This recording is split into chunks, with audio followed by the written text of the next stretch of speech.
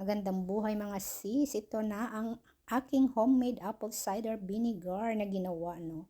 So, yung unang process nito is nasa video ko din. So, tignan nyo. Tapos, itong pangalawang step na to kasi binuro ko siya na ng 4 na linggo. Nakaburo siya ng 4 na linggo. So, tapos na siya, kumbaga, gawa na siya, no? Ready na siya for second step. Kasi nangangamoy suka na sa aking root cellar, nangangamoy na siyang kele-kele power. So, ang strong na yung amoy niya, kaya ayan.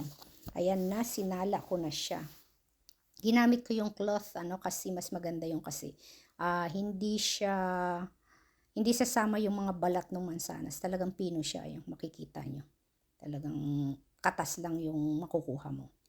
Tapos ayan, sinalin ko na siya sa mga bote. Sinalin ko din doon sa boteng ginamitan ko, no. So, ayan siya. Makikita nyo is ano na siya, no? Iba na yung kulay niya, talagang ano na siya, suka. Bumibili ako nito kasi sa tindahan is yung apple cider na homemade, yung may mother, no? So, kasi maganda yan pag ano daw is yung kung mag-ano ka tuwing umaga ng 2 tablespoon maganda sa tiyan, no? Nakakaano ng balance ng acid sa katawan. So, ako may acid reflux ako, kaya sabi 2 tablespoon daw every day is makakatulong daw yan para mawala ang mga sakit-sakit sa tiyan. So, I will try. So, ayan ang aking homemade apple cider vinegar. Bakit ka pa bibili kung marunong ka namang gumawa? O, di ba?